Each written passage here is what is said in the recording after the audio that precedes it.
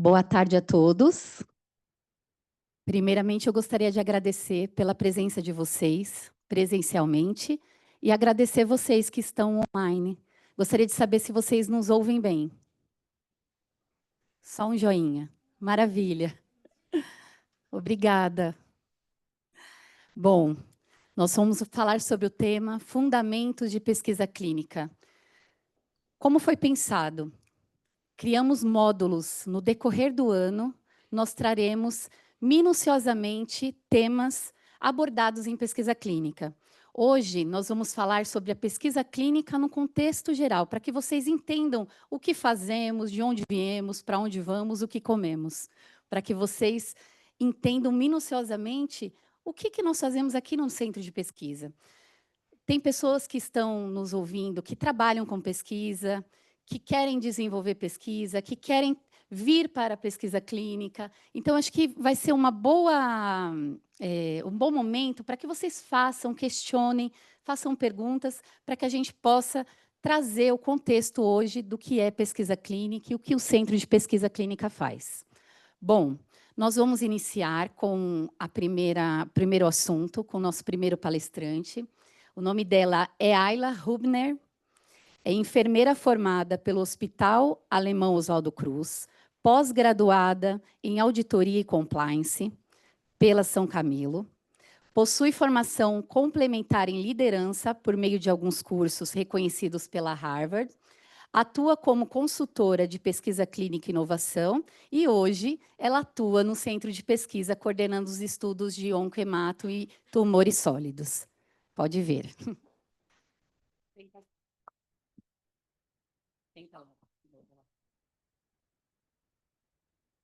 Hoje ela vai dar aula sentada, tivemos alguns imprevistos. Bom dia a todos. Primeiramente, gostaria de agradecer a participação de vocês, tanto a equipe que está aqui presencialmente, quanto também todos que estão acompanhando a gente de forma online. Então, como a Dani já falou, né, a gente pensou nessa palestra, nessa conversa, para fazer uma introdução do que é a pesquisa clínica. Então, aqui está um conceito do que é a pesquisa clínica. Então, a pesquisa clínica, são estudos que são realizados com seres humanos para medir os parâmetros e a segurança e a eficácia de medicamentos, sendo essenciais para a chegada de novas terapias no mercado.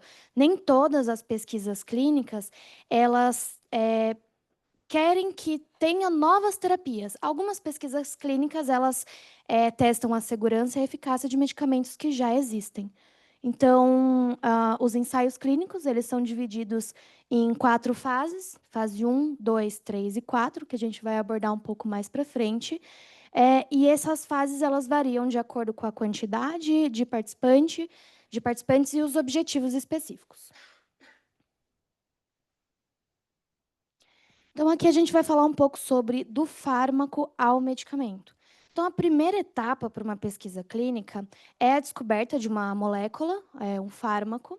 Depois, a gente tem a fase pré-clínica, que é os testes de bancadas. E a gente tem a fase clínica, que é onde se encontra a pesquisa clínica. Então, dentro da fase clínica, a gente tem aquelas 4 fases. Os estudos de fase 1, eles testam a segurança, a tolerabilidade, farmacocinética e farmacodinâmica em indivíduos saudáveis. Então, é um N pequeno de indivíduos saudáveis. Já na fase 2, a gente testa a eficácia, segurança, a avaliação de dose em indivíduos com a doença que a gente quer pesquisar. E os estudos de fase 3, que é a maioria dos estudos que a gente tem aqui no Brasil e no nosso centro de pesquisa, ela faz a confirmação de eficácia, parecido com a fase 2. Então, também testa em pacientes que têm a doença, mas é um N um pouco maior. E esses dados, eles são utilizados para fazer a solicitação regulatória, a aprovação dos fármacos. E já na fase 4, a gente tem o monitoramento pós-comercialização e a farmacovigilância. Então, basicamente, todos os medicamentos que a gente tem no mercado hoje, eles passaram por essas fases clínicas e eles continuam sendo medicações de fase 4, porque a gente sempre está assegurando, né, verificando a segurança por meio da farmacovigilância das medicações. Então, por exemplo, a dipirona, apesar dela estar disponível e sendo utilizada no mercado, a gente continua ainda fazendo o monitoramento pós-comercialização. Então, qual é o papel da coordenação, num estudo clínico? Então, primeiramente, a gente, como pilar, a gente tem o cuidado ao paciente. Então, a coordenação, ela não presta uma assistência direta, como o enfermeiro, por exemplo, em uma unidade de internação, mas ela é responsável por assegurar que todos os procedimentos do protocolo sejam cumpridos, de acordo com o que está descrito no protocolo, que o paciente ele tenha o melhor tratamento e o melhor cuidado com qualidade e segurança dentro de uma pesquisa, de forma ética também. O coordenador de pesquisa clínica ele faz parte de uma equipe multiprofissional, tanto no seu ser, porque pode ser coordenadores enfermeiros, biomédicos, a gente pode ter também coordenadores farmacêuticos, nutricionistas. Então, ele faz parte de uma equipe multidisciplinar para ser um coordenador, mas ele também faz parte de uma equipe multidisciplinar, multiprofissional, porque numa pesquisa não existe só o coordenador de pesquisa clínica.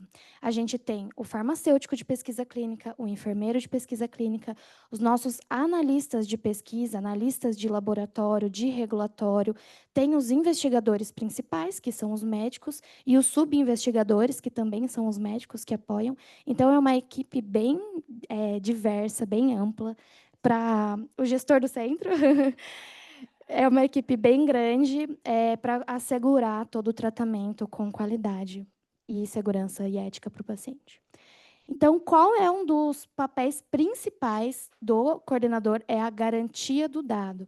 Então, aqui no Brasil, quando o paciente ele faz um tratamento clínico, ele não recebe por fazer esse tratamento. Então, ele não tem um pagamento, mas ele tem alguns benefícios. Então, ele recebe todo o tratamento de forma gratuita, o transporte, a alimentação, eventuais medicações concomitantes que sejam relacionadas ao uso da medicação do estudo, se tiver uma eventual necessidade de internação, cirurgia, enfim, qualquer outro tratamento paralelo.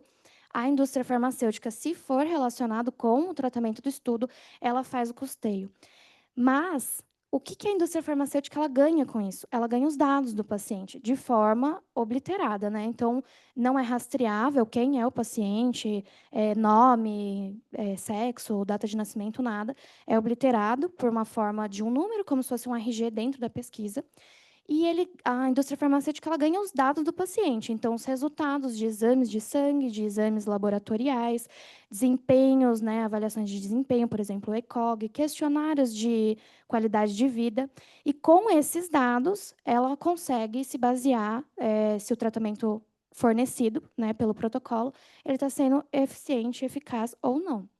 Então, o coordenador ele tem um papel importante na garantia desse dado de forma correta, que esse dado ele seja verídico, né, de acordo com o que acontece no centro, que esse dado ele seja rastreável e confiável.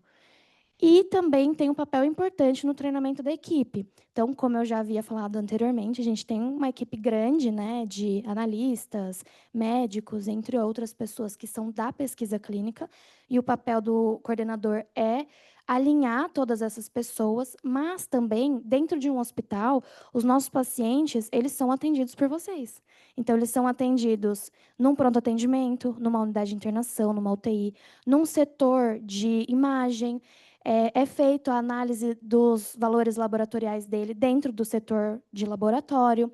As meninas da farmácia, tanto de manipulação quanto a farmácia central, elas também estão passando, né, nas mãos delas. Todos os processos passam por vocês. Então, a importância da equipe e do coordenador é alinhar todas essas pessoas e garantir que todo mundo entenda como que funciona o tratamento desse paciente, que é bem diferente, apesar de passar por vocês também, é um pouco diferente dos pacientes clínicos ou cirúrgicos normais. Então, aqui a gente tem um estudo que a gente separou para conversar.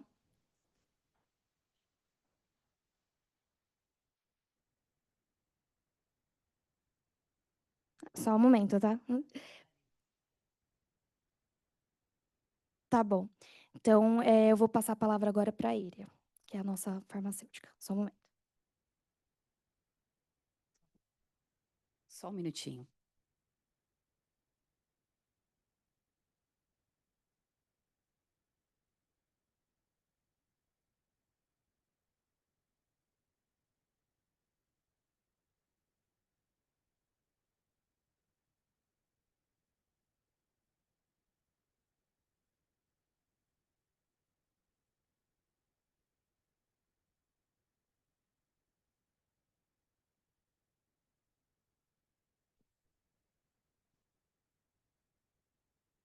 Bom, obrigada pela excelente apresentação. Eu só quero complementar que um dado de pesquisa clínica, quando o patrocinador, e hoje eu falo enquanto gestora do centro, não só como pesquisadora, mas hoje eu tenho uma visão ampla do que é um negócio pesquisa clínica e o que o patrocinador ele quer hoje é um dado bem coletado, um dado que seja rastreável, um dado fidedigno para que aquele histórico ele consiga entender o que o paciente fez, onde ele passou.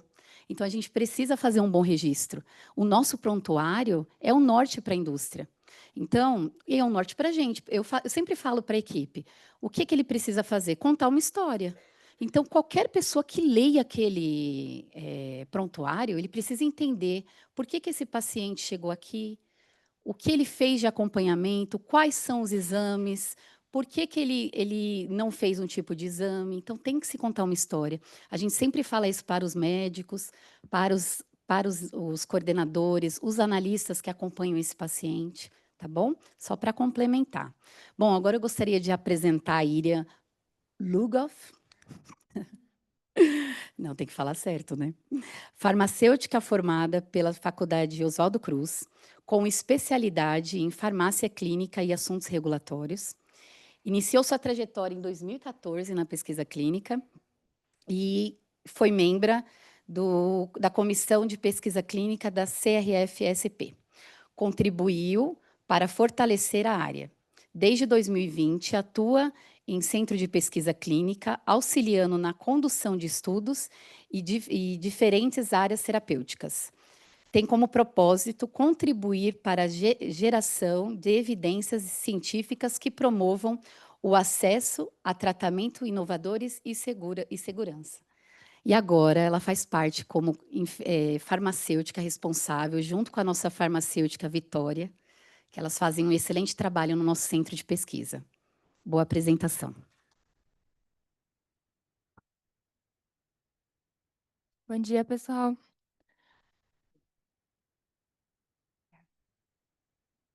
Então, o que o farmacêutico vai fazer dentro de um centro de pesquisa? Pelo contato que eu tenho com os farmacêuticos da pesquisa, tanto da farmácia clínica quanto do CMO, a rotina de vocês parece que entrou no estoque, aprazou, não aprazou, o que aconteceu, controle.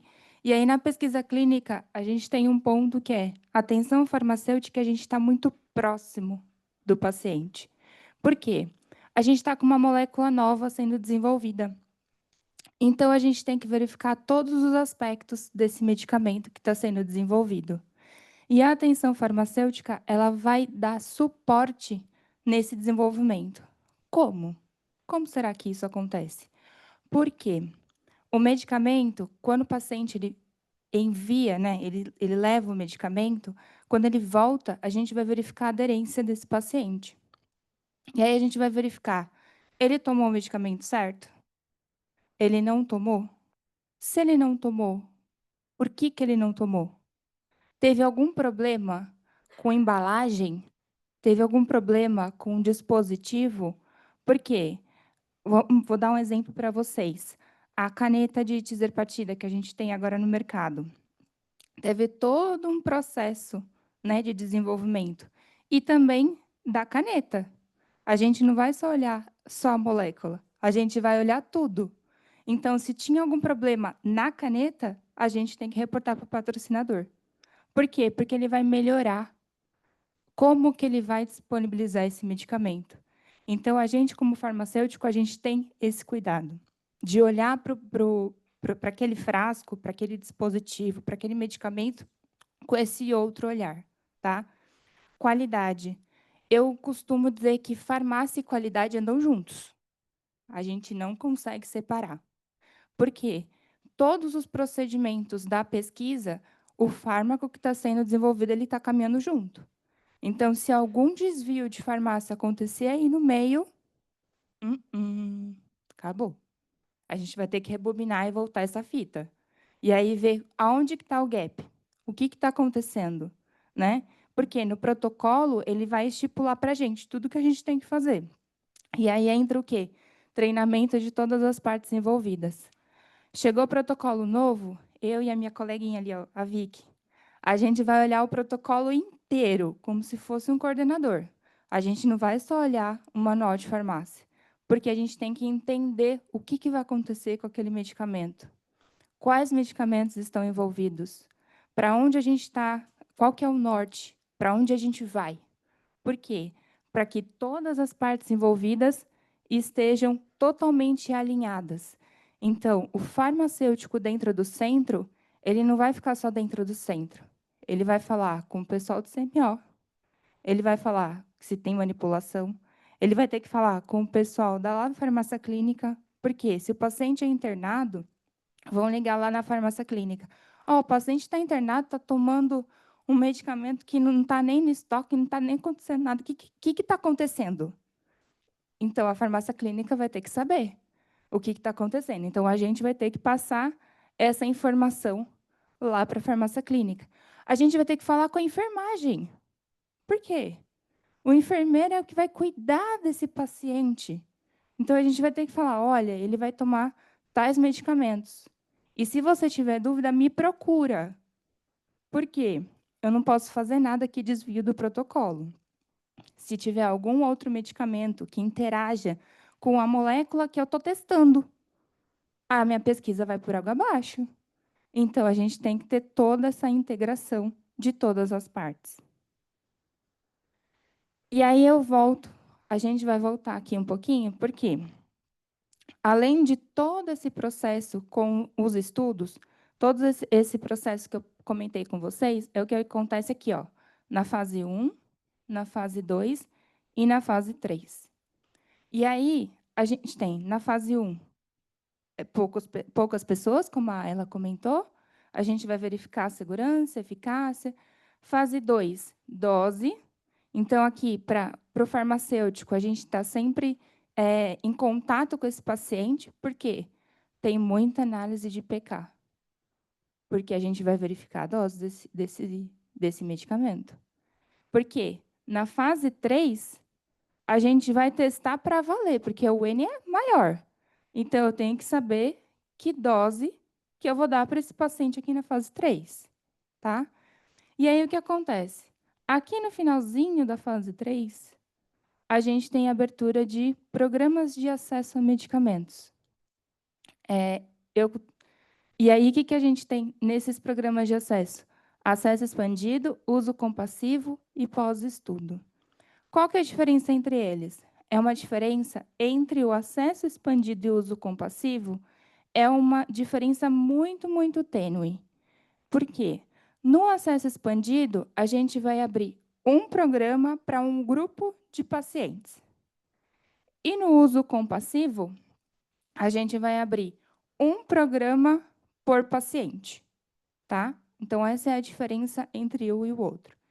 E o pós-estudo? O que acontece? Ele é o final da fase 3, ou seja, ele é destinado àqueles participantes que estiveram no programa fase 3. Se ele estiver dentro do programa fase 3 e ele tiver benefício daquele tratamento, ele tem como direito receber esse tratamento. Então, o estudo acaba, a fase 3, mas aí ele entra em uma outra fase, que é o pós-estudo, porque ele teve benefício com esse tipo de tratamento. Então, aqui, só para ilustrar para vocês, então, todos eles são abertos. Tanto o acesso expandido e o uso compassivo, eles são abertos lá no finalzinho da fase 3. Pode acontecer, eventualmente, vejam bem, eventualmente, desses programas serem abertos no final da fase 2, tá? Mas só para uso compassivo e acesso expandido. Pós-estudo, a gente tem que acabar a fase 3 para abrir o programa, tá? E aí, eles são destinados a pacientes, o uso compassivo, vamos voltar aqui, o uso compassivo e o acesso expandido são destinados a pacientes que têm doenças graves, ou seja, ele não tem outra alternativa de tratamento a não ser o tratamento que está sendo fornecido no programa, tá? Diferente da fase 3. Se ele participou da fase 3, ele tem direito de receber o tratamento caso ele tenha benefício.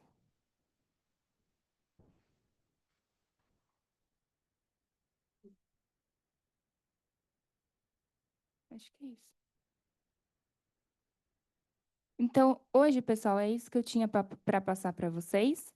A gente se vê num próximo módulo. Caso tenham mais alguma dúvida, podem procurar o centro.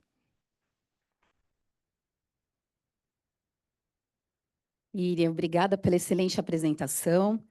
Agora, a proposta de hoje, além de dar um resumo, né, um overview do que é pesquisa clínica, porque a gente poderia ficar aqui, 10 dias falando e não falaria o suficiente. Então, nós trouxemos 2 estudos que nós acompanhamos no centro um pouquinho mais. Tem um que é um pouquinho mais de 1 ano, tem 1 ano e um outro quase 3 anos.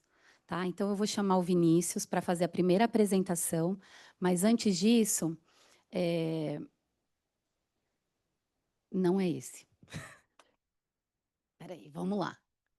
Imprevistos acontecem, o importante é a gente estar preparado para eles. Pronto! Então, deixa eu apresentar aqui o Vinícius. O Vinícius, ele é um coordenador lá do Centro de Estudos Multidisciplinares, e ele é o mais antigo do centro. Então, ele praticamente fundou o centro de pesquisa, tá? O nosso centro, ele é um pouquinho novo, ele tem 3 anos só, 3 anos e meio, vai fazer 4 anos. Ele é muito recente comparado aos demais. Tem muito centro que tem 15, 20 anos e tudo mais. Eu tenho um pouquinho de mais de 1 ano, vou fazer 2 anos agora. Mas o Vinícius está aí com a gente, então ele conhece os processos minuciosos aí. Então, ele é enfermeiro, e se especializou em terapia intensiva pelo programa de residência multidisciplinar em terapia intensiva pelo Ministério da Saúde, mestre em ciências pela Escola de Enfermagem da Universidade de São Paulo, e hoje ele é consultor aqui no Centro de Pesquisa, que trabalha como coordenador de estudos multidisciplinares. Seja bem-vindo.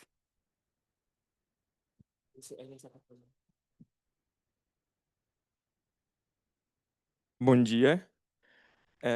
Então, muito prazer, eu sou Vinícius, sou coordenador de estudos aqui no Centro de Pesquisa. Eu coordeno os estudos multiprofissionais de especialidades. Na verdade, as especialidades elas são divididas. A única coisa que divide das especialidades são os oncológicos, sólidos e onquemato. Aí todo o restante fica como especialidades. Esse estudo especificamente é um estudo de fase 3, randomizado. Ele é um estudo da Lilly. Ele é duplo cego, controlado por placebo, para investigar o efeito da tirzepatida na redução de morbidade e mortalidade em pacientes adultos com obesidade. Essa medicação, a tirzepatida, ela chegou agora recente no Brasil, é o Mounjaro, como vocês muitos já sabem, né? Ela já acontece há vários anos, aqui no Hospital 9 de Julho a gente já tem ela há 3 anos. Nós tivemos, ao todo, 78 pacientes, mas que fazem o acompanhamento do estudo são 51 atualmente, que entraram, de fato, no estudo, porque os outros foram falha de screen, né, de triagem. E eles utilizam essa medicação semanalmente. Então, nós temos os grupos, né, o que faz o tratamento de fato com a medicação, a gente não sabe porque ele é duplo cego, então tem pessoas que usam placebo e tem pessoas que usam, de fato, a tirzepatida. E aí a gente até trouxe um caso para vocês. O paciente veio, ele vai falar um pouquinho para vocês da experiência, de como é participar, de como que foi o efeito na vida dele, né, recebendo essa medicação, esse produto investigacional. Os efeitos, os objetivos, na verdade, desse estudo, eles são reduzir, de fato, a mortalidade dos pacientes obesos e também, dependendo, tinha os critérios para entrar nesse estudo, eles eram alguns, assim, na verdade. Então, tinha o paciente que ele era saudável, obeso, né, só com obesidade, tinha o paciente que ele tinha doença cardiovascular, tinha o paciente que tinha também alguma alteração renal, e aí, então, nós temos vários tipos e perfis de pacientes nesse estudo. O nosso paciente que a gente trouxe hoje, no caso, ele é de um dos perfis cardiovasculares, e aí ele entrou por alguma alteração de TB, que foi o índice tornozelo braquial, no caso. Os desfechos desse estudo, então, a gente vai acompanhar o paciente por 5 anos, então a gente já está no 3º ano, a gente está aguardando que o patrocinador, em algum momento, a qualquer momento, ele pode anunciar que ele vai abrir o braço para todos os pacientes, o braço de tratamento, então tem pacientes que já, todos os que estavam no placebo, pode ser que já comecem a receber a medicação, porque a medicação já foi aprovada nos Estados Unidos e aqui no Brasil também já chegou e está disponível no mercado. Então, agora chegou o momento, de fato, a gente precisa reconhecer, entender e ver o que eles vão apresentar, né, os pacientes que a gente vai acompanhando com a eficácia, com tudo que eles vão apresentando para a gente durante o estudo, como as meninas já falaram.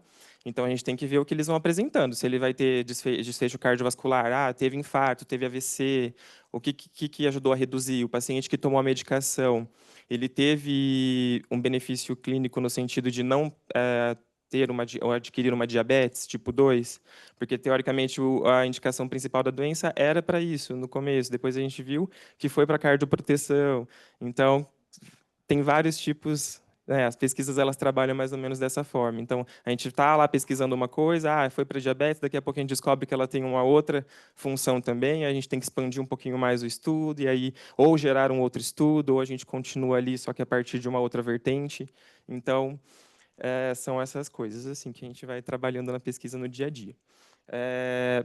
Os efeitos, então, principais, os objetivos que a gente espera, os desfechos, é que a gente reduza, de fato, então, a mortalidade dos pacientes, que eles não tenham infarto, não tenham AVC, que eles agora emagreçam, né?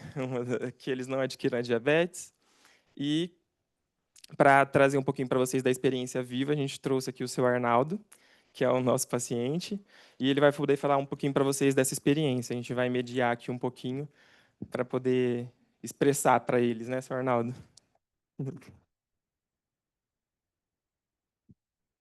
Boa tarde. Meu nome é Arnaldo, eu moro em Guarulhos. Fui convidado a participar desse programa aqui no DAS, aqui no 9 de julho, pelo Dr.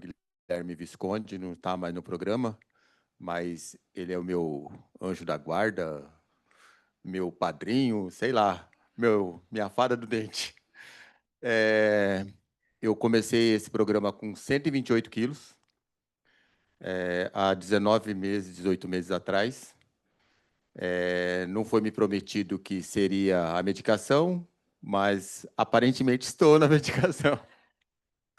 E eu tô só agradecer a essa equipe toda. Toda vez que eu venho aqui, eu trago mimo para todo mundo, porque é uma felicidade incrível, é só gratidão. E entrei no programa não pela obesidade, mas sim porque infartei em 2022, estava com um sério problema de circulação na perna direita, a minha perna inchava, parecia um elefante. Eu tinha apneia do sono, comprovada com o uso de CPAP. Dia 14 de agosto, agora faz um ano que eu não uso CPAP, eu não ronco mais, não acordo mais o vizinho nem a esposa. O restante eu não sei, cara, como que eu vou fazer. O Vinícius pergunta, eu respondo, pode ser? Conta um pouquinho para eles sobre como que foi, como que é utilizar essa medicação, se tem alguma dificuldade, como que é o dispositivo, como a Iria falou, né, que a gente testa o dispositivo também durante o estudo. Então, como que é utilizar ela? Tem alguma dificuldade? Tem algum segredo? Você acha que é simples? É muito simples. A princípio, perdeu o medo da agulha ali, né? Mas ela é tão fina, mais fina que um fio de cabelo, você não sente praticamente nada. A aplicação é muito tranquila. Os dispositivos que eu usei até hoje, nenhum falhou, né? Eu já vi na internet algumas pessoas dizem que falha, mas eu acho que é por falta, mau cuidado ali na hora de usar, porque o equipamento, a caneta é muito tecnológica, vamos pensar assim, né? É um negócio que você olha assim e você fala, é mais cara a caneta que o produto.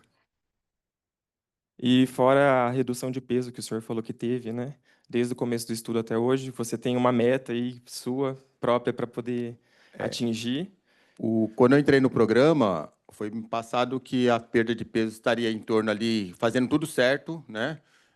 Fazendo os exercícios cardio, reduzindo a alimentação, eu teria um peso ali, foi falado, que em torno de 25% a 30%. Hoje eu já atingi os 44% de perda de peso, então funciona. E conta como que é a mudança de vida, como que foi para o senhor, assim, o que a perda de peso trouxe de benefícios, ou não só a perda de peso, né, que você também conseguiu melhorar na apneia e tudo mais. Conta para eles como que foi essa experiência, como que está sendo, como que você está levando a vida a partir de agora. Então vamos lá. Eu acredito que foi uma mudança radical. Eu me vejo hoje um jovem de 57 anos, porque eu era sedentário, não fazia praticamente nada. Academia, eu olhava e falava assim, só tem louco lá dentro, não é possível. Hoje, se eu não vou na academia fazer meu cardio, minha esteira, minha bicicleta, meu elíptico lá, eu acho que está faltando alguma coisa em mim. E com relação à perda de peso e qualidade de vida, eu vejo da seguinte forma. Eu renasci. Tanto é que quando eu brinco para as pessoas que eu vou participar da São Silvestre desse ano, alguns acham que não é a mesma pessoa que está aqui, não. As fotos. Então, ali vocês veem, eu já participei de uma prova de caminhada. Ali vocês veem o Pandinha lá do outro lado lá. Então, eu vejo assim, se eu olho para essas fotos, eu falo que aquele Arnaldo ali não sou eu, não. E aí, então, só para a gente poder fechar, assim, que tem mais participações daqui a pouco, mas a gente sabe que vocês foram beneficiados de alguma forma por essa pesquisa, e temos pessoas que não foram beneficiadas, né? Temos pessoas aí que não conseguem ter o acesso, não tiveram oportunidade, mas você teve. Qual a sua mensagem assim para essas pessoas que não conseguiram? O que que você leva assim para a vida? O que eu levo para a vida é assim: primeiro, agradecer a toda a pesquisa clínica, porque o que eu deixo bem claro para as pessoas é, no meu caso, né, no caso do medicamento Tirzepatide aí do Mondiaro, que alguns dizem Mondiaro, mas eu não estou acima do Mondiaro, vocês sabem disso, eu estou no Zepbound, porque Mondiaro é até 12,5, até 10, 12,5 e de 15, o nome será Zepbound. Então, eu vejo da seguinte forma, o medicamento me foi fornecido gratuitamente, não gasto nenhum centavo para vir aqui, eu não gasto nenhum centavo para me locomover até a pesquisa. Isso é uma coisa que, no começo, eu achei que era trote. Eu falei, no final, eles vão me tirar um rim. Eu cheguei a não acreditar que isso era possível, tá? Primeiro, porque eu fui convidado para essa pesquisa, e se vocês me perguntarem como, até hoje eu não sei. Entendeu? Eu realmente o Dr. Visconde me chamou para um programa que eu pensei que era trote, né? Eu participei no começo, antes de tomar a medicação, tem que fazer vários exames, várias pesquisas, conversei com eles várias vezes, mas sempre achei, vai chegar a hora que ele vai falar, agora você tem que pagar. Então, isso realmente não aconteceu. A outra pergunta eu não lembro. O que que você fala assim para quem não teve acesso, que não teve oportunidade de participar, mas qual que é a sua mensagem para essas pessoas que não conseguem ter um tratamento e que você teve a mudança de vida, mas o que que você deixa assim para eles? Não desista, E como que é? eu vejo da seguinte forma, você está querendo dizer o pessoal que está no placebo? Também. Também, e quem não conseguiu entrar no estudo, participar do estudo, as pessoas que vivem com obesidade e que não conseguem se tratar, Eu porque vou contar existe realmente uma história bem possibilidade. rapidinha aqui. Por exemplo, todo o meu processo ali, eu posto lá no Facebook. Eu sou do Facebook ainda, né? Eu não sou ainda do Instagram. E eu posso falar para você, eu já influenciei duas pessoas que eu nunca vi na vida, uma da Bahia, outra do Maranhão. Uma, inclusive, tem um laboratório de análise clínica na Bahia, tem um poder aquisitivo razoável. Ele falava, vai chegar no Brasil, senhor? Eu falei, olha, pelo que eu estou sabendo, sim. Então, eu tinha que ficar sendo o garoto propaganda do marketing da Lilly, né? Aí, quando chegou, ele falou assim, eu vou tomar o de 5. Eu falei, cara, começa com o de 2,5. Mas depois, não, eu vou por de 5. O cara já perdeu, nesses 2 meses que vai fazer, que o produto está no Brasil, ele já perdeu 8 quilos. Todo o processo dele, ele compartilha comigo como se eu fosse o Dr. Visconde dele. E como Então, que é, assim, para a gente, para finalizar, o cuidado da pesquisa clínica, assim, o que você acha da equipe, do atendimento, do hospital? vocês são sensacionais. Tanto é que, se eu pudesse, eu moraria aqui. Outra coisa, para o pessoal do placebo, quando a gente se encontra lá na salinha, lá, eu sempre falo, não desistam, olha, funciona, aguarda, mesmo que tenha que esperar 1 ano, 2 anos, espera, não desiste, porque eles olham para mim e ficam assim, caraca, eu não consigo. Falei, mas vai conseguir.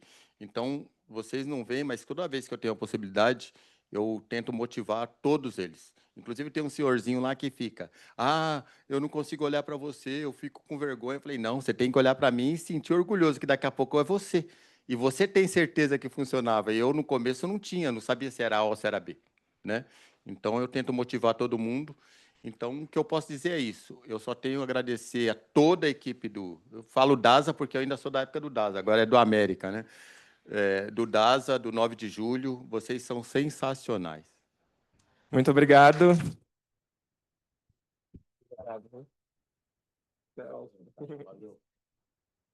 Seu Arnaldo, muito obrigada. Foi um depoimento inspirador, é muito bom ouvir, ainda mais eu que fico na papelada lá, para que chegue até acontecer tudo. Então, muito obrigada. E aconteceu, isso é muito bom. Vinícius, obrigada por partilhar o protocolo. No final, a gente vai abrir para perguntas, tá? Só que tem um outro depoimento também, que a Ayla vai fazer a apresentação, juntamente com o doutor Marcelo Belesso. A Ayla vai começar, vamos ver aqui.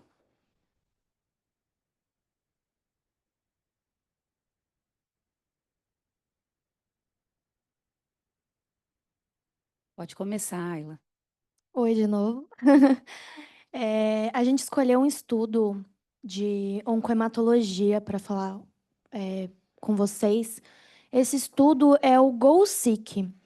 Então, o GOL-SEEK, ele é um estudo fase 3, que a gente, né, já viu o que significa.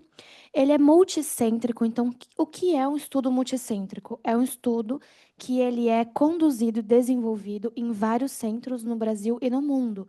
Então, não é um protocolo que a gente tem só aqui no 9 de julho, tá? Ele é randomizado, então significa que o paciente ele pode receber 2 ou mais tratamentos. No caso desse estudo, são 2 braços, que a gente chama. Ele é duplo cego. O que significa duplo cego? Significa que nem o paciente, nem a equipe tem ciência do que o paciente está tomando. A gente tem outros estudos que não são cegos também, tá? Mas no caso desse, ele é duplo cego. Ele é um estudo, então, com 2 braços. Um braço é o placebo e a terapia RCHOP, e o outro braço é a golcadomida e a terapia RCHOP. Então, esse estudo ele visa comparar a eficácia e a segurança da Golca com o RCHOP em comparação com o placebo e o RCHOP. E o RCHOP, então, é aquele protocolo, né, que a gente já utiliza já no mercado. Então, é para pacientes que têm linfoma agressivo de células B não tratado anteriormente. É um protocolo da Bristol, então, é a indústria que fornece. E um protocolo, como a gente já tinha dito, né, fase 3, e para pacientes com linfomas de células B virgens. Bom, agora eu gostaria de chamar o doutor Marcelo. Ele é nosso enfermeiro, nosso médico. Hoje é o médico que mais contribui para o centro de pesquisa, que ele passa 3 dias por semana lá no centro. Então, ele é PI, investigador principal em alguns estudos, tem uma vasta experiência. Então, ele vai compartilhar um pouquinho aqui desse protocolo e da paciente que logo vai trazer o seu depoimento. Boa tarde a todos. Então, sou Marcelo Belesso, sou um hematologista, tenho experiência tenho experiência em pesquisa clínica desde 2007. Participei de estudos tanto de fase 1 até o fase 4, que a Ayla mostrou aqui para vocês, principalmente na área de oncohematologia, nos cânceres do sangue, né? Então, é uma honra trabalhar aqui com vocês. Eu trabalho aqui desde setembro de 2023 e vejo a evolução dessa equipe de pesquisa clínica, o quanto melhorou e o quanto está melhorando, né? Então, a função do médico em pesquisa clínica, nem todo médico em pesquisa clínica pode atender paciente assistencial, mas nem todo médico assistencial faz pesquisa clínica. Precisa de um treinamento, uma linguagem, eles podem ser, mas precisa de um treinamento, né? Você precisa registrar muito bem o prontuário, escrever uma história nesse prontuário, para que nós estamos vendendo dados, né? Nós precisamos que esses dados sejam muito bem produzidos. Então, esse é um treinamento. Também temos que treinar essa aplicação do termo de consentimento livre, esclarecido, trazer uma linguagem simples para que o paciente possa compreender que o texto é simples do termo de consentimento livre, esclarecido, mas nem sempre o paciente consegue compreender. Você precisa deixar acessível e estar ciente e confortável de que o paciente está livre e entendeu a pesquisa para participá-la, né? Então, tem várias funções o médico de pesquisa clínica, como a Dani falou, o PI, né? O que é PI? O principal investigador. O principal investigador é responsável por toda a condução da pesquisa, né? Então, de tudo. Então, uma responsabilidade enorme. O subinvestigador, que eu também sou PI, e subinvestigador de alguns estudos e vice-versa na nossa equipe. Auxilia o PI nessa função, né? Então, o médico tem a função de aplicar o termo de consentimento, monitorizar todos os efeitos colaterais, interpretar todos os dados, tanto de eficácia quanto de toxicidade.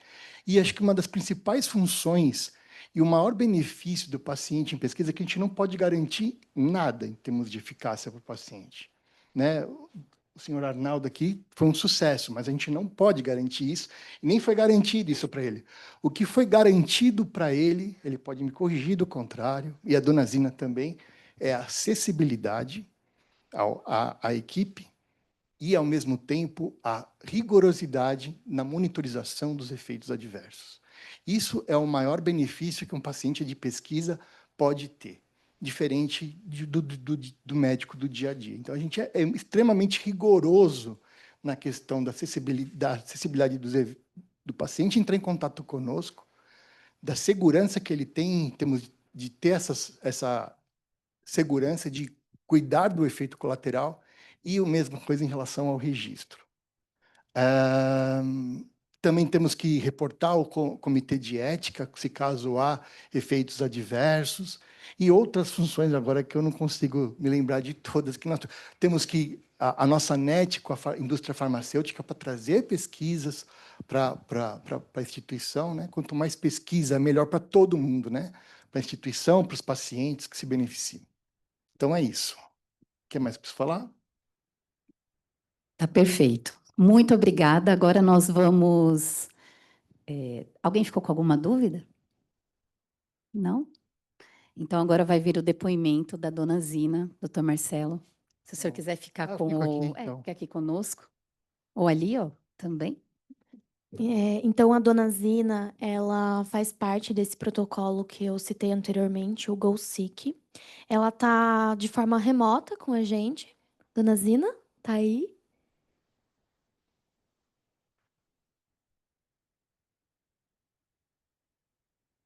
O seu microfone está no mudo, dona Zina.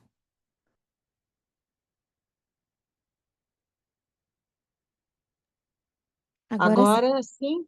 Ai, desculpe, Agora sim. eu não tinha Imagina. percebido. Então, dona Zina, eu separei algumas perguntas aqui para você, para a gente conversar um pouco. A gente se conhece bem, né, desde o comecinho, mas eu acho Bastante. que o seu relato ele é muito importante como paciente oncológica de pesquisa clínica para motivar e fazer as pessoas que estão aqui presentes entenderem o impacto da pesquisa clínica na vida, né? Então, a primeira certeza. pergunta que eu separei para você é como que a senhora soube sobre o tratamento da pesquisa clínica? Bom, boa tarde a todos. Em primeiro lugar, eu tô muito feliz de estar aqui, embora remota, mas é muito importante para mim participar e depor, né, para vocês. Então, eu estava internada, eu tive o diagnóstico do linfoma não Hodgkin, né, de grandes células B. Eu fiquei internada no 9 de julho durante 14 dias e, nesse meio tempo, veio uma equipe ao meu quarto e me propôs a participação na pesquisa. E então, assim, eu achei muito interessante, em primeiro lugar, porque seria uma contribuição para a ciência, né? Para que outras pessoas se beneficiem desse provável medicamento que a gente espera que seja aprovado, que é a golcademida. Então, foi assim, me convidaram, dizendo que eu preenchia os requisitos para a pesquisa, o meu tipo de linfoma, idade e tudo mais. Então, eu achei extremamente interessante e topei. Foi assim que começou. Ah, e como você se sentiu nesse primeiro contato com a pesquisa clínica? Muito bem, eu senti o tempo todo, né? Isso foi uma constante mesmo. Eu senti sempre muito acolhimento, muita seriedade, senti assim que realmente as pessoas estavam dispostas a fazer uma pesquisa, fazer realmente um estudo de um medicamento de uma forma muito profissional. Realmente, eu nunca tinha participado disso, eu não sou da área de saúde, eu nunca trabalhei com isso, então, assim, para mim foi uma surpresa extremamente agradável perceber a seriedade e o comprometimento da equipe da pesquisa clínica no meu atendimento, né? Sempre foi assim, o pessoal sempre foi muito acessível, sempre muito comprometido em esclarecer dúvidas, foi extremamente importante para mim. Ai, que bom, a gente fica muito feliz em ouvir isso. É verdade, vocês sabem disso. Realmente foi assim um processo muito tranquilo, muito sério. A gente realmente se sente acolhida, se sente amparada. É muito importante isso. Ai, que bom, fico feliz. Eu queria saber também, dona Zina, como que a pesquisa clínica ela impactou desde o seu diagnóstico até o seu tratamento?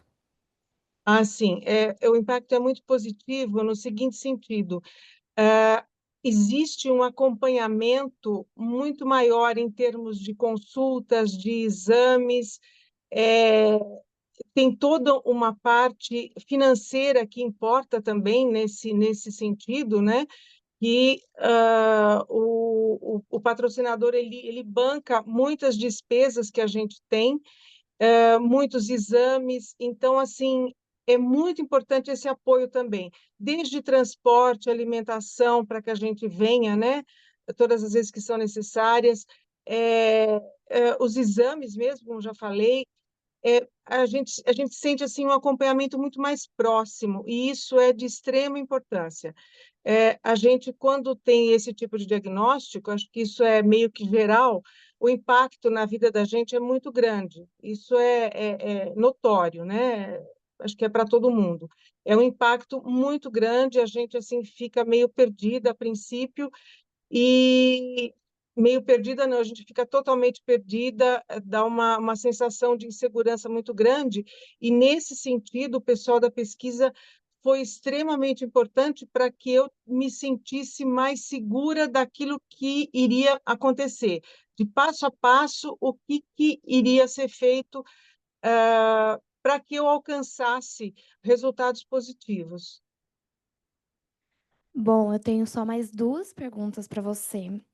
Uma que eu Sim. considero muito importante, que é qual foi a sua experiência mais positiva durante seu tratamento? Minha experiência mais positiva. Olha, eu assim, o que realmente ficou para mim, assim, o impacto maior foi no meu segundo PET-CT, sabe? Depois de 3 meses de tratamento, foi assim uma surpresa tão grande eu saber que eu já estava com os resultados esperados, né? Ou seja, eu já estava com o protocolo como vocês dizem, né, o protocolo tinha alcançado já a cura, né? Ou seja, eu já estava livre do linfoma após 3 meses. Então, assim, foi assim, algo inacreditável. Eu estava no consultório do Dr. Vinícius Mola e eu comecei a chorar, porque foi muito emocionante, né? E assim, esse foi assim, acho que foi o mais impactante, o mais positivo, que assim ficou no meu coração, né? Ah, todo esse trabalho, todo esse cuidado, tudo isso parece que teve uma recompensa assim enorme. Então, eu acho que esse foi o momento mais incrível. Eu acho que o segundo, né, aliás, o terceiro PET-CT, que foi do final do tratamento, claro que ele tem um impacto, ele confirmou que eu tinha tido os resultados positivos, né, que eu estava curada, mas eu acho assim, o primeiro impacto realmente positivo foi do PET-CT após 3 meses de tratamento, que realmente foi algo assim muito, foi uma surpresa, foi muito tocante para mim. E assim, quando no meu último PET-CT que foram comprovados os resultados positivos, eu fiquei assim muito, confirmou tudo, né, o que eu já estava sentindo e assim me tranquilizou mais ainda a respeito. E assim, acho que todo o suporte de vocês, o tempo todo, o suporte psicológico, o acolhimento, sempre assim, isso é de uma importância fundamental. Eu queria deixar muito claro isso, muito evidente, porque faz toda e total diferença. Ai, gente, é difícil não se emocionar, né? É Então, difícil. só para explicar para vocês um pouco sobre esse relato, essa pesquisa clínica são 6 ciclos, né, de quimioterapia. E a dona Zina, ela teve uma resposta completa no 3º ciclo, que foi confirmado por esse PET que ela relatou. Então, foi um momento muito feliz para ela e para a gente também, que comemorou bastante. E assim como vocês conseguem ver na foto, ela foi a primeira paciente que finalizou os 6 ciclos e a gente fez até festa, porque é de se Foi, comemorar. E a última foi. pergunta, dona Zina, eu queria saber como você está hoje em dia. Eu estou muito bem, eu tô realmente numa fase assim aquela recuperação toda dos ciclos de quimioterapia, né, que eles trazem alguns efeitos colaterais. Então, assim, eu terminei no início de maio o meu 6º e último ciclo de quimioterapia, e inclusive teve a festa aí que aparece nas fotos, assim, muito comovente também. E desde então, desde o início de maio até agora, quase 3 meses, portanto, eu estou muito bem, estou me recuperando aos poucos, o cabelo está voltando, então, assim, a gente se anima muito e eu acho que tem, assim, resultados extremamente positivos que ainda virão. Então, eu tenho muito, muito, muito a agradecer a vocês da pesquisa clínica, porque o apoio de vocês foi fundamental, foi essencial para a minha recuperação. Muito obrigada. Ai, a gente que agradece. Vocês sabem que vocês moram no meu coração. Você também, dona Zina. Você é importante para a gente também. Gostaria de Obrigada. agradecer a sua participação, o seu relato. Foi bem emocionante. Você não está aqui presencial para ver, mas tem bastante gente chorando. Ai, meu Deus! Eu não posso chorar agora porque eu estou apresentando, mas depois eu choro. A gente gostaria de agradecer muito você pelo seu relato, por ter confiado na gente. A gente continua, tá? Acompanhando ela. Agora são um pouco mais longos, né? Então não vai ser mais de Sim, 21 em 21 dias, mas a gente continua acompanhando ela para continuar vendo, né, a melhora dela, se, né, continua com a resposta completa, enfim. Então a gente vai é continuar isso. nos vendo por aí. Muito obrigada, dona Zina. Oh, com certeza. Vai ser um prazer, continuará sendo um prazer. Muito obrigada.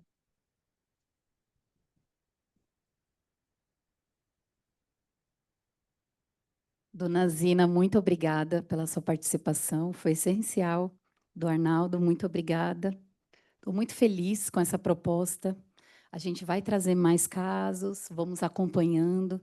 Quero agradecer os palestrantes, Quero agradecer a minha equipe, que sem a minha equipe eu não vou conseguir nada, a gente não vai conseguir chegar em lugar nenhum. E venham para o próximo.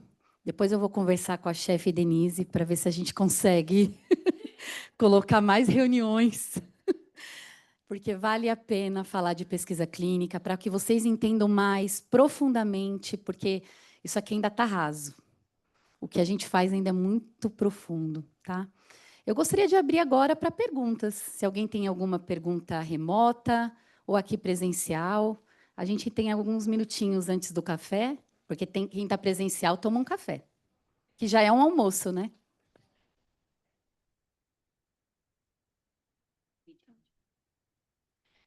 Bom dia a todos. Primeiramente, obrigada pela palestra essencial aqui. Meu nome é Karine, sou farmacêutica clínica aqui da instituição, prazer. A minha pergunta é direcionada a quem puder responder. Ouvindo essa história, né, maravilhosa de progresso e um desfecho favorável, né, que foi, em relação aos pacientes que, ou por exacerbação dos efeitos adversos, ou por algum motivo, se torne desqualificado para continuar o programa, como é feito o acolhimento, se isso ocorre ou é passível de acontecer, ou até mesmo o paciente desistir do programa? Então, na verdade, assim, mesmo o paciente ele finalizando o tratamento ou, né, finalizando por ter feito todos os ciclos ou por progressão, alguma coisa do tipo, a gente continua fazendo o acompanhamento desse paciente. Então, ele vai continuar vindo no centro de pesquisa, mesmo não recebendo o tratamento, para a gente ver como ele está se desenvolvendo. Mas a gente não deixa o paciente desamparado caso ele não seja elegível ou ele progrida, ou enfim. A gente normalmente direciona para outro serviço, normalmente público, né? Porque a gente tem bastante paciente que é do setor público, para ele receber outros tratamentos que já estão vigentes, né, no mercado. Tem várias formas, né, de desligamento do paciente ou saiu da pesquisa, né? A primeira, que é a mais séria, é a elegibilidade, né? Isso é uma responsabilidade seríssima. Não pode entrar paciente que não preencha os critérios ou que tem critérios de exclusão. Então, essa é uma situação inicial. Quando o paciente entra na pesquisa e recebe uma intervenção, ele pode receber intervenção, não funcionar, ou ele pode receber, que é uma também fica fútil o tratamento, então ele precisa de um outro tratamento que a pesquisa pode fornecer se for uma outra pesquisa, ou se não ele volta para o médico encaminhador. A gente dá esse suporte. Mas tem uma situação que é o efeito adverso. O efeito adverso, tanto recente ou tardio. Se houver um efeito adverso relacionado à droga, nós somos responsáveis em cuidar desse efeito adverso até a resolução ou a cronicidade desse evento, entendeu? Então, tem várias formas de sair o paciente, por toxicidade ou por progressão, mas quando existe uma toxicidade relacionada à droga, da pesquisa, é responsabilidade da equipe inteira cuidar desse paciente, mesmo se ele está em outro tratamento, nós temos que continuar cuidando desse efeito adverso, tá bom? Respondeu? Mais alguém?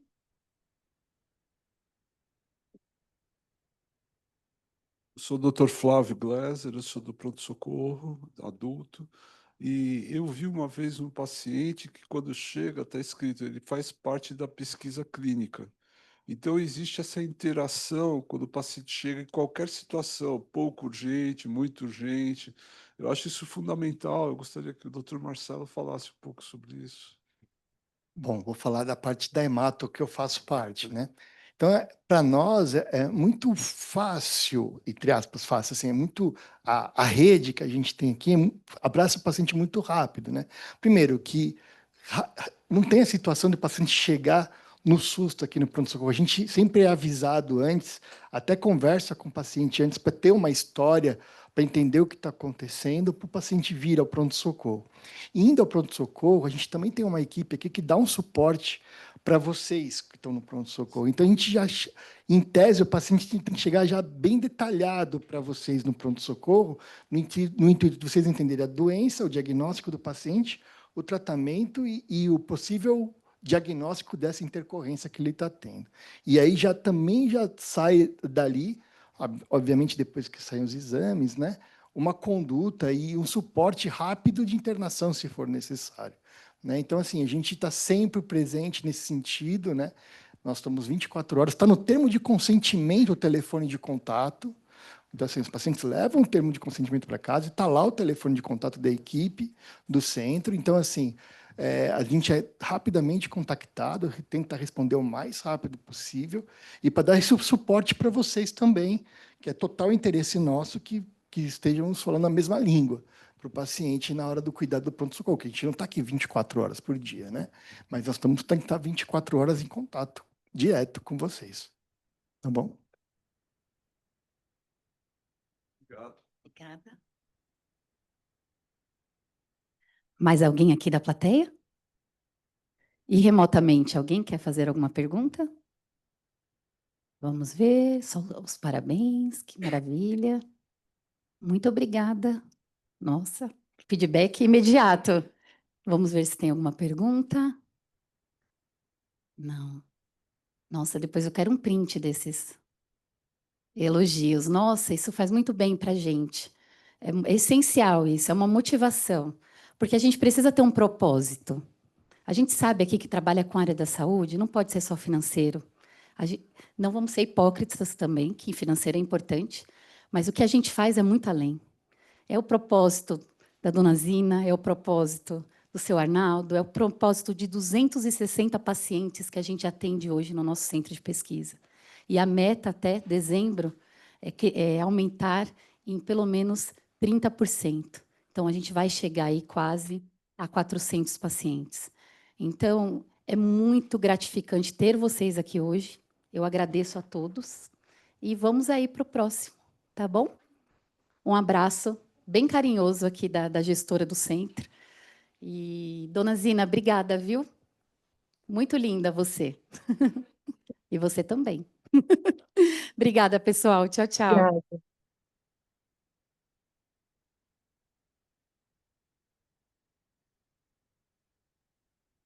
Eu agradeço o pessoal online também. Obrigada, pessoal.